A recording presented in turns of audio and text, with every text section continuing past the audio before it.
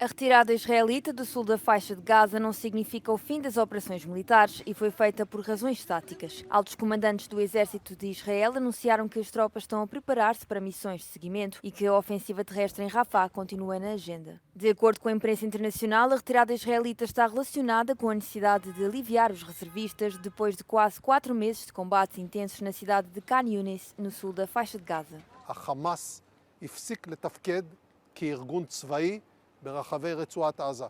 הכוחות יוצאים החוצה ונערכים למשימות ההמשך שלהם. ראינו דוגמאות למשימות כאלה בפעולה בשיפא וגם למשימת ההמשך שלהם במרחב רפיח.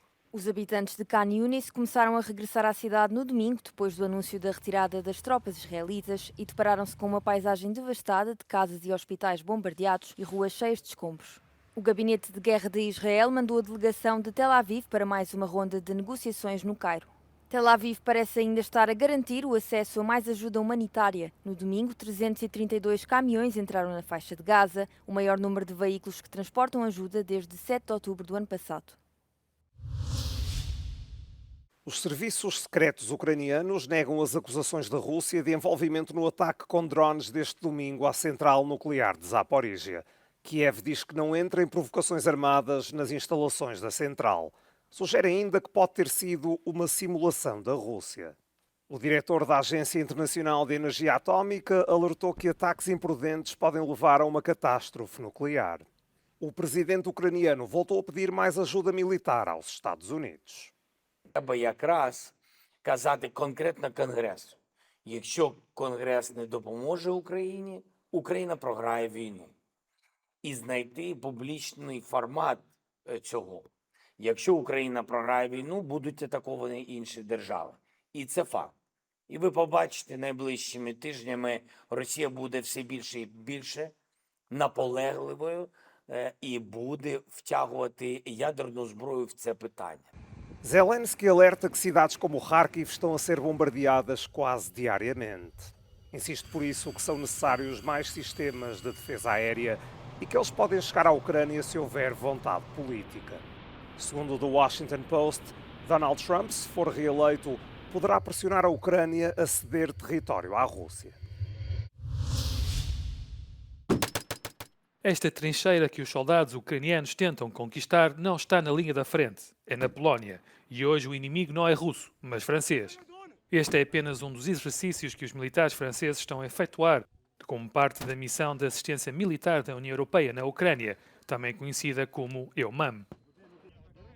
Durante um mês e meio, os soldados ucranianos recebem formação militar para que possam voltar para casa com habilidades para tiro tático, disparo de morteiros, condução e manutenção de veículos, desminagem e pilotagem de drones, entre outros. Donc, ici en Pologne, nous avons un détachement français qui est de l'ordre de 200 à 250 soldats et qui a pour mission de former des bataillons ukrainiens qui vont de 400 à 700 hommes à former. Et ça va du niveau individuel, le plus basique, avec des savoir-faire élémentaires tels que le tir, le sauvetage au combat, jusqu'au niveau de la compagnie. Je pense en particulier à la manœuvre, à la réflexion tactique et à la conception des ordres. Os franceses treinaram mais de 10 mil soldados ucranianos na Polónia ou em solo francês, de um total de 46 mil treinados no âmbito da EUMAM, pelos 24 Estados membros da União Europeia. Mas os formadores também aprendem com as tropas ucranianas. Ce que nous apprenons d'abord de la part des Ukrainiens, c'est surtout nous apprenons à nous adapter. Parce que le point clé de notre mission ici, c'est avant tout de répondre aux besoins que formulent les Ukrainiens. Puis après, bien sûr, en fonction de l'expérience de ces soldats ukrainiens, nous adaptons nos modes d'action, que ce soit par exemple sur le combat des tranchées, que ce soit sur la lutte contre les drones ou sur des techniques de piégeage auxquelles les soldats ukrainiens font face. A Euronews não conseguiu falar com os soldados ucranianos durante o dia de treino em que foi autorizado a gravar. Mas numa declaração enviada por e-mail, o ministro da Defesa ucraniano disse que é muito importante continuar a formação do pessoal militar ucraniano no âmbito desta missão. Isto permite que os defensores ucranianos dominem armas e equipamentos modernos para repelir efetivamente a agressão russa. A nossa reportagem acabou numa aldeia de treino onde os militares ucranianos foram encarregados de restabelecer a segurança de uma rua com armadilhas e uma emboscada por soldados inimigos. Depois de alguns erros cometidos e alguns militares marcados como feridos, todos receberam aprovação. desta vez. Mas não há tempo para descansar. Em breve estarão de volta à linha da frente. Durante a conferência do Partido Conservador Grego Nova Democracia, a Presidente da Comissão Europeia defendeu a necessidade de uma defesa europeia comum devido ao contexto atual de guerra na Europa. We need to step up European defence spending collectively. But just as war is not a thing of the past in Europe, defence cooperation must be the mark of the future in Europe. Η παρουσία των ηγετικών στελεχών του Ευρωπαϊκού Λαϊκού Κόμματος στο συνέδριο της Νέας Δημοκρατίας κάθε άλλο παρά συγκυριακή είναι.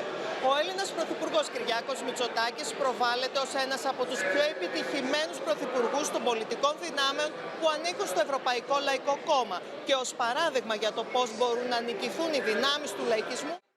O vice-presidente da Comissão Europeia, Margaritis Schinas, disse que a Europa precisa de Kyriakos Mitsotakis e Ursula von der Leyen e não dos amigos de Putin.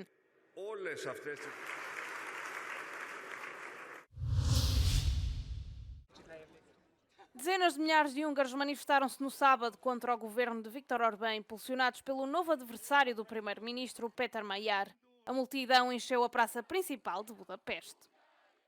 Magyar Péter betartotta az ígéretét. Nem csak a nemzet főtere, hanem az összes környező utca is dugig megtelt emberekkel, ami viszont különlegesség, hogy nem lehet ellenzéki zászlókat, plakátokat látni, és a felszólalók is nem csak a Fidesz kormányt bírálják, hanem az egész ellenzéki elitet.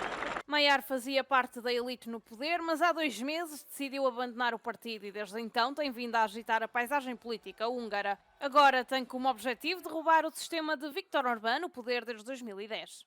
Adják vissza a népnek a választás lehetőségét, hogy dönthessen, hogy a korrupt, levitézlet hatalmi elit, vagy az új, megvesztegethetetlen, megzsarolhatatlan erő vezesse hazánkat.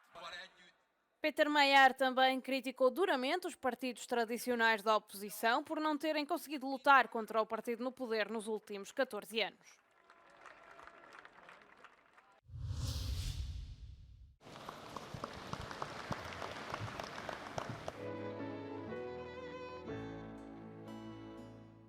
O presidente do Conselho Europeu, Charles Michel, admitiu a responsabilidade por parte da comunidade internacional, que fechou os olhos num dos momentos negros da história do Ruanda e da humanidade.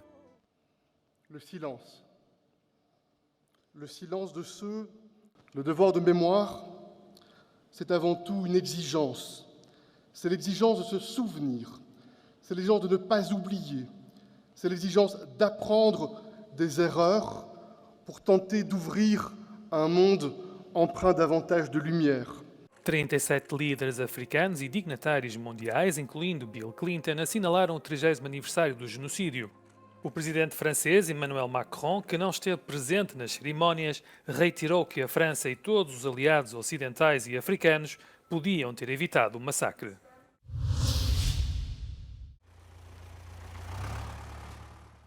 O Cazaquistão declarou o estado de emergência em 10 das suas 17 regiões devido às inundações que começaram há 3 semanas e que atingiram o país.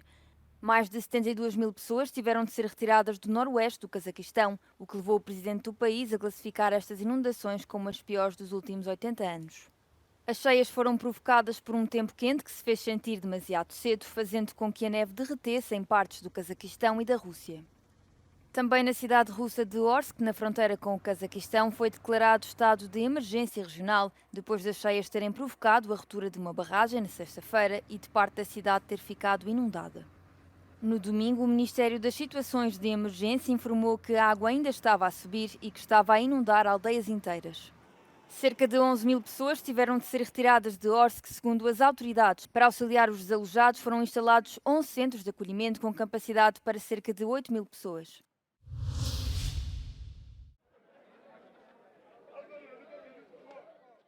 O presidente Nikos Christodoulides do Chipre está preocupado com o aumento da migração e vai encontrar-se com a presidente da Comissão Europeia para discutir a situação que considera de excepcionalmente difícil. Segundo dados oficiais das autoridades cipriotas, a maioria das pessoas que chegam ao país estão a caminho do Líbano. Na sexta-feira, o Ministério do Interior libanês emitiu uma declaração a dizer que se recusa a aceitar mais imigrantes, justificando que o país já está a lidar com mais de 2 milhões de refugiados sírios. O Chipre e o Líbano têm um acordo informal sobre migração ilegal. Em Lampedusa, as autoridades italianas informaram que receberam mais de 1.500 pessoas nas últimas 48 horas. Só na manhã de sexta-feira deram entrada 333 migrantes, deixando os centros de processamento da ilha sobrecarregados. A ativista climática Greta Thunberg estava entre dezenas de pessoas detidas pela polícia em Haia no sábado. Os manifestantes bloquearam uma importante estrada que passa em frente à sede temporária do Parlamento neerlandês, em protesto contra os subsídios e benefícios fiscais concedidos pelos Países Baixos a empresas ligadas às indústrias de combustíveis fósseis. Não é a primeira vez que Thunberg é detida pela polícia. Em fevereiro, foi absolvida por um tribunal de Londres por se recusar a seguir as ordens da polícia em abandonar um protesto que bloqueava a entrada de uma importante conferência sobre o petróleo. A Giorgio Armani Operations, um braço industrial do grupo Armani, foi colocada sob administração judicial pelo Tribunal de Milão. A empresa subcontratava a produção de alguns dos seus acessórios de moda a pequenas empresas que alegadamente exploravam trabalhadores chineses. Estas fábricas estavam localizadas nos arredores de Milão. De acordo com a polícia italiana, os trabalhadores explorados recebiam entre 2 e 3 euros por hora para produzir sacos que a Armani revende por cerca de 1.800 euros a peça. O grupo Armani já negou as acusações e declarou que vai colaborar com as autoridades.